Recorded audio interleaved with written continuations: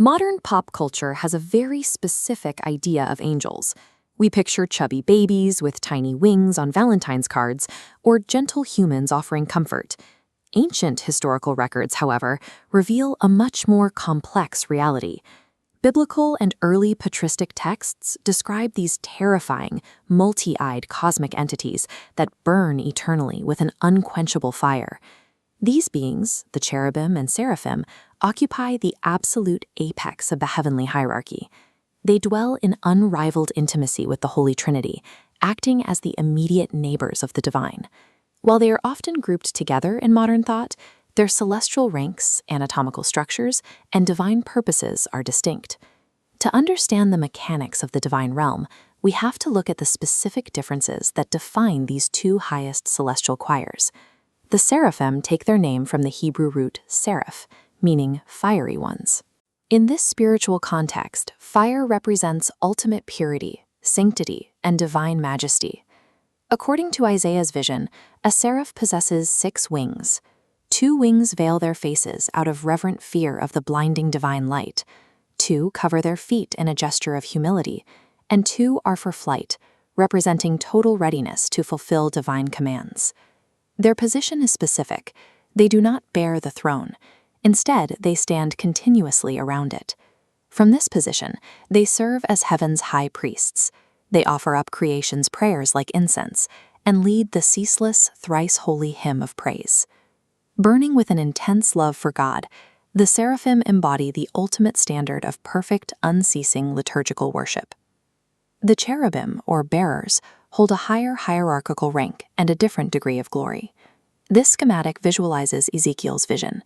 Each creature possesses 4 faces: a human for wisdom, a lion for power, an ox for sacrifice, and an eagle for mysteries. Furthermore, their bodies and interlocking wheels are covered in living, all-seeing eyes, symbolizing total spiritual vigilance. Their function is defined as certe member. They serve as the literal chariot of the deity, acting as the immediate resting vehicle for God's glory and judgment.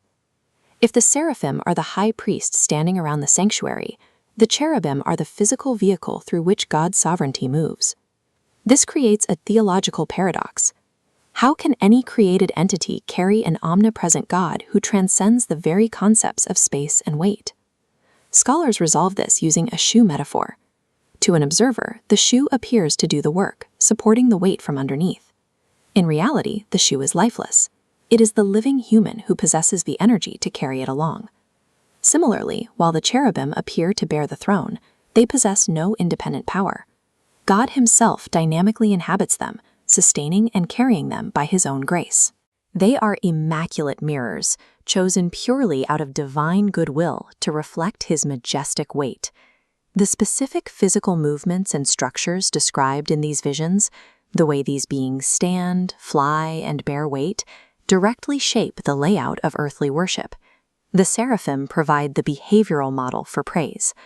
Because their timeless hymn is based on God's eternal character, it teaches believers that worship should be unconditional rather than a reaction to earthly circumstances. The cherubim represent the model for obedience.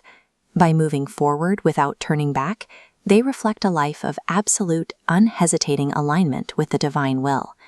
This celestial order is physically mirrored during the Orthodox liturgy, where the church service is structured to echo the heavenly sanctuary.